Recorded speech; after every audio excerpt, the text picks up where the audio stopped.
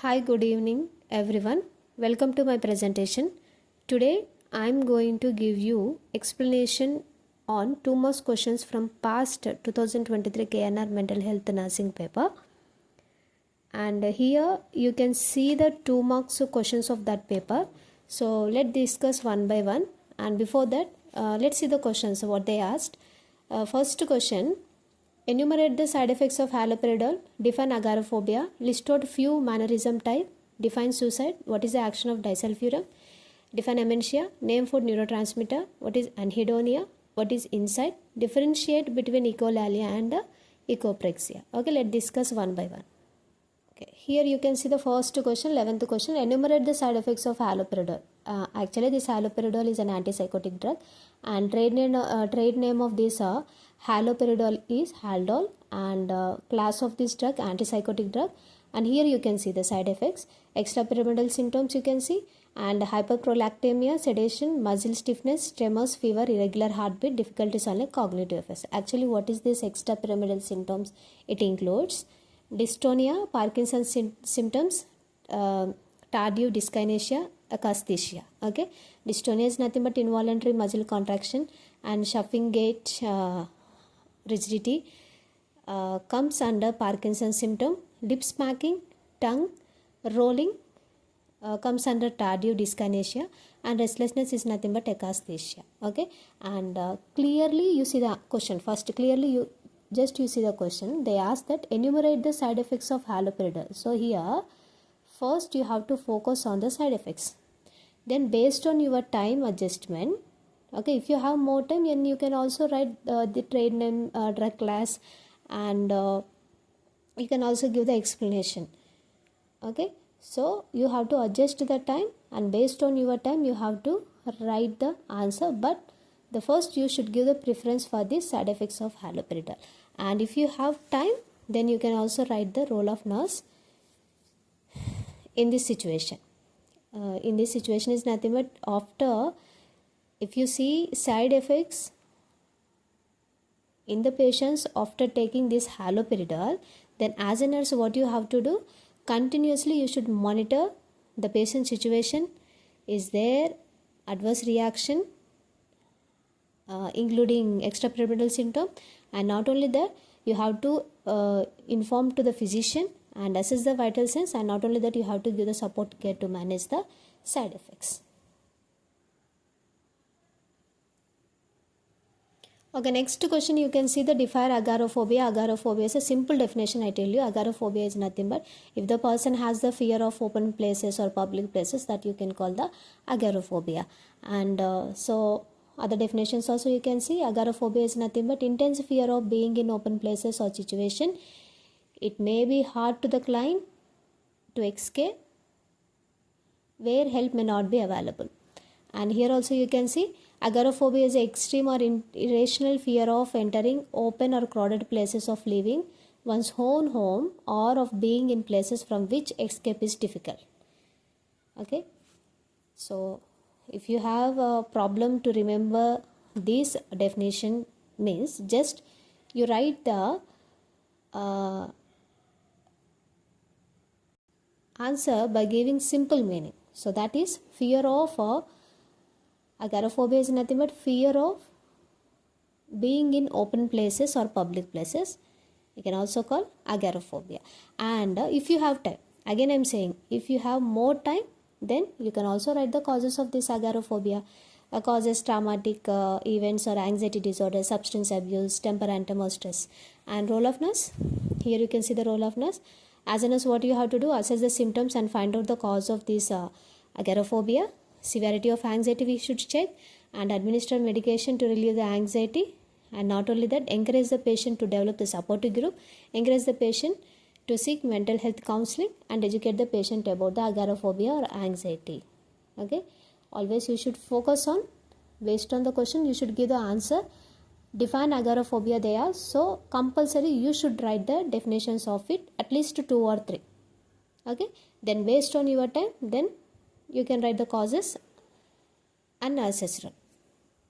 Okay.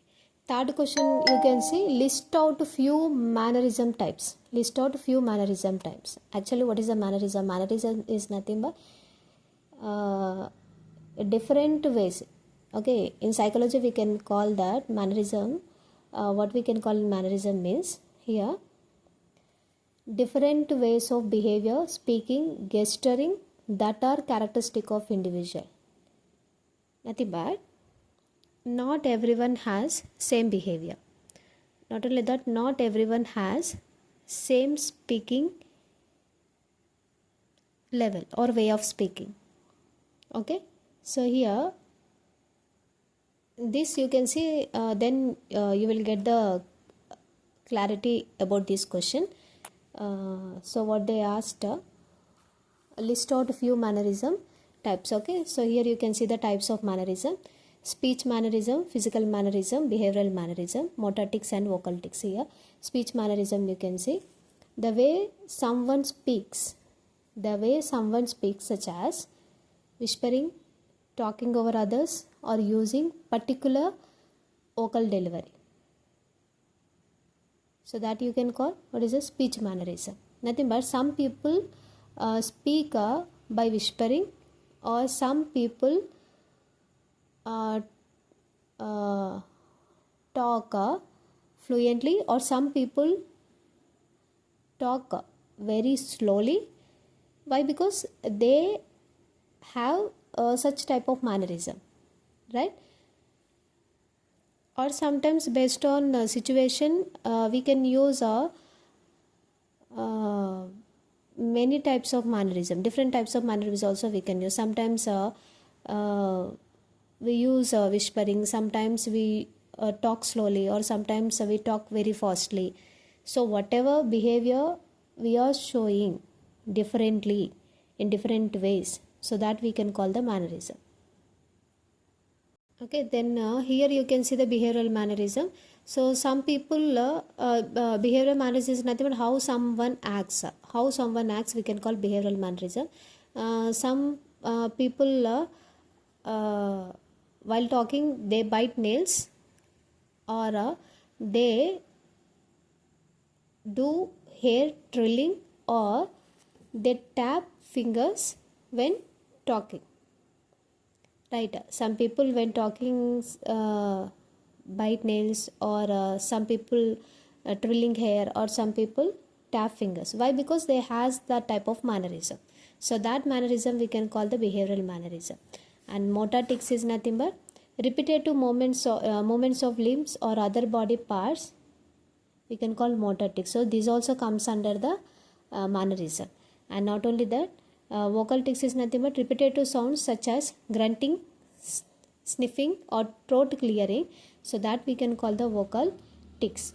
Okay, so different people has a different mannerism according to their personality. Okay, and some people licking lips, or struggling shoulders, or some people flex fingers while moving, and that type of mannerism we can call physical mannerism. And in simple words we can say mannerism is nothing but style. Okay, different people has the different style, and everyone has their own styles. Okay, so medically we can call that style as a mannerism. Okay, then next question you can see, define suicide. Okay, define suicide. Here look at this definition of suicide.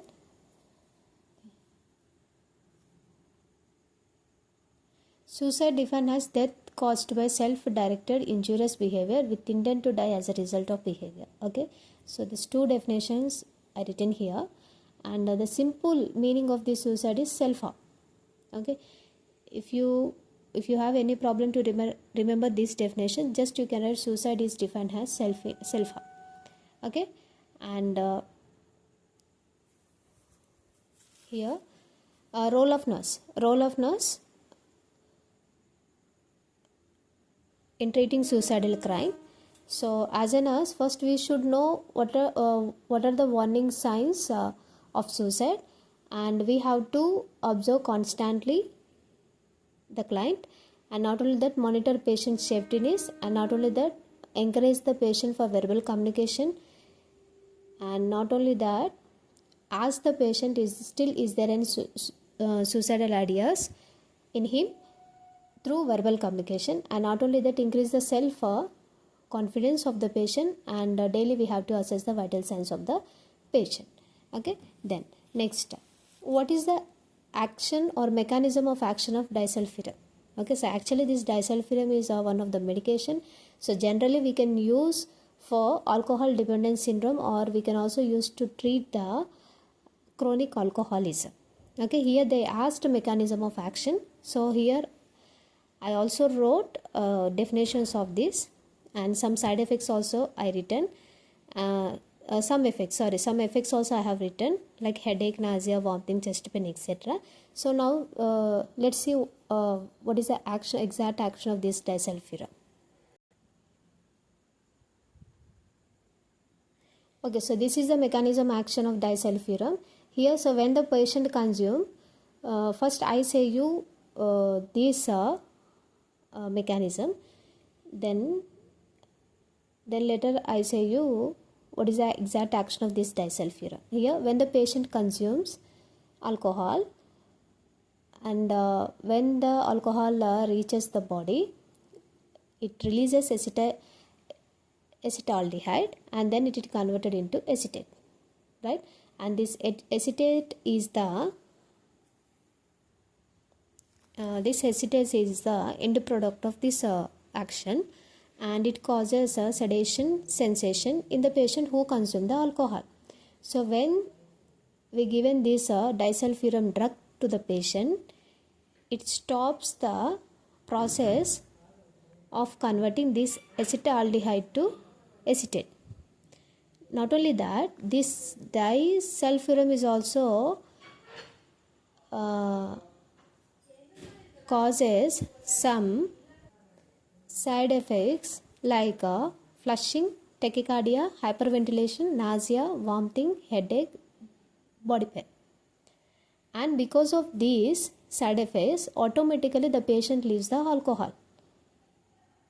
This drug causing these all the symptoms. So the main symptom is nausea, vomiting, and headache. So because of these continuous symptoms, the person automatically leave the alcohol, and not only that, it is also stop the conversion of acetaldehyde to acetate. If it converts to acetaldehyde to acetate, this acetate not causes any side effects to the person. Okay, it gives a sedation sensation to the patient. There is no problem for that patient. This disulfiram is stopping this process, and not only that, it is also causing all the side effects, and because of all the side effects, the patient stopping to take the alcohol. So this is the mechanism of action of this disulfiram. What is the aim of giving this disulfiram is to stop the patient to take the alcohol. Automatically it causes the symptoms nausea, vomiting, headache, and body ache. Okay, because of these symptoms fear, the person stops the alcohol. Then next question you can see, define amnesia. Define amnesia is nothing but we can also call the memory loss. The simple meaning of this amnesia is memory loss. Pathological impairment of memory we can call, or memory loss we can call amnesia, and not only that, if the person inability to remember events for a period of time due to brain injury or because of drug abuse or alcohol abuse, then you can call the amnesia. And not only that, amnesia we can also call loss of memory, including the person unable to recall facts, information, and experience. Okay, then next question you can see, name 4 neurotransmitters. And actually, what are the neurotransmitter is nothing but it is all these are the chemicals, and the function of these chemicals are helps in human emotion, and not only that, the human behavior, the human behavior also depends upon these neurotransmitters. If the neurotransmitters not working properly, it affects on the emotion of the person and behavior of the person. And most important neurotransmitters you can see, and this neurotransmitter is classified into 4 categories: cholinergics, amino acids, monoamines, and neuropeptides. And here acetylcholine, and second category GABA, gamma aminobutyric acid, glycine, glutamate, and aspartate. And monoamine, here you can see norepinephrine, dopamine, serotonin, and histamine. And not only that, neuropeptide you can see endorphin and enkephalins, substance P, and somatostatin. Okay, and if you have problem to remember this all, just here you can see mnemonic or short form. Okay, so this you can remember. DANKS is nothing but D stands on dopamine, A stands on acetylcholine, norepinephrine, GABA, serotonin. Okay, if you have difficulty to remember this, then you can remember this abbreviation DANKS. The next, what is anhedonia? Anhedonia is nothing but inability to experience pleasure in any activity, or inability or reduced ability to feel pleasure. We can call the anhedonia. And this symptom you can see mainly in the depressed client. And so simple definition for this term is lack of interest or lack of enjoyment or pleasure from life experience. So that you can call the anhedonia. Okay, here examples also you can see: not spending time with the friends, or withdraw from a partner, or not enjoying food or sex. Okay, so these all comes under the anhedonia. And this anhedonia is divided into 2 types, that is social anhedonia and physical anhedonia. If the person not enjoying being around people, so that we can call the social anhedonia. And physical is nothing but not feeling happy to listen music or eating food or having sex, so that we can call the physical anhedonia. Then next question you can see, what is insight? Insight is nothing but self-awareness. So one more term for this insight is self. If the person not have the capacity or not have the self-awareness, so that we can call loss of insight. Okay, if the person has the awareness, self-awareness about something, particularly about his mental illness, so that we can call the insight. Okay, so definitions also you can see here: recognition of one's mental health or own condition, so that we can call the insight. For example, you can say a person had depression. Okay, nothing but this person has to accept he has depression. He has to say to you that I have depression. If he is accepting his mental illness, then you can say the person has the insight level or self-awareness. If the person not accepting his condition, and or the person saying that I not have any type of depression, or I am not suffering with any depression, even though he had depression, at the time you should say that the person lost his insight. And clearly you can see the grading system of this insight. And this 6-point scale grading system we can see in the mental status examination. Okay, so in the next class I can say you what is the exact meaning of this insight. So here grading system you can see, if the person completely not accepting his illness, then he will come under the first point. Then the person has slightly little awareness about his illness. Then second point you can give, and the person has the awareness about his sickness, and he is saying that sickness is because of external or physical factor. Then you have to give the third point. Then the person has the awareness being sick, but he is saying that due to something unknown himself. Then he comes under fourth point. If he said to you he has illness because of external or physical factor, he comes under third point. If the person said that he don't know why he got illness, then you have to give him fourth point. Okay. Then if the person has intellectual insight, then fifth point. Then if he has true emotional insight, then sixth point. So actually what is this intellectual insight and true emotional insight? If the person has the awareness, he got admission because of his illness, then you can say the person has intellectual insight. He came hospital because of his illness. If he has that type of awareness, then you can say that the person has the intellectual insight. Then true emotional insight is nothing but if the person has the capacity to know about his feelings, of his behavior, so that we can call the true emotional insight.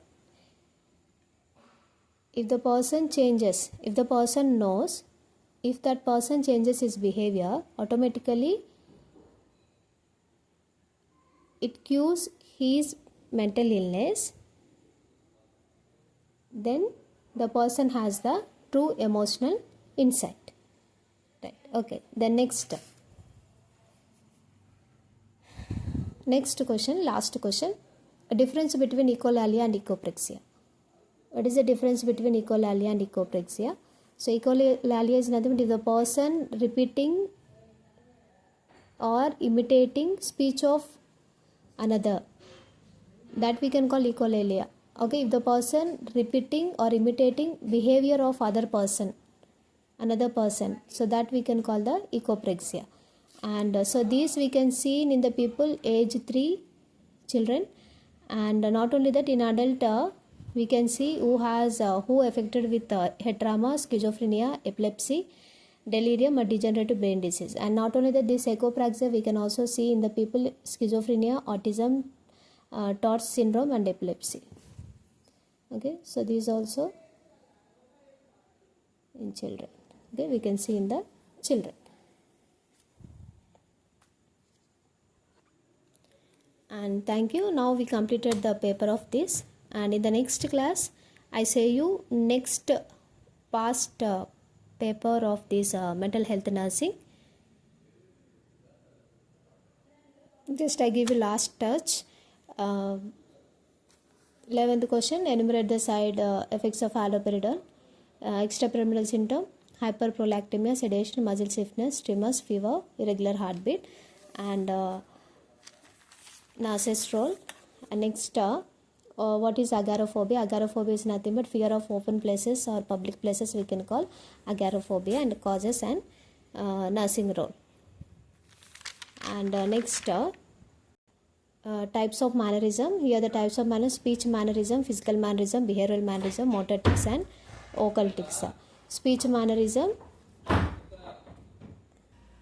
And the next question you can see that define the suicide. The suicide is nothing but self-harm, and the role of nurse in suicide, and what is the mechanism of action of disulfiram.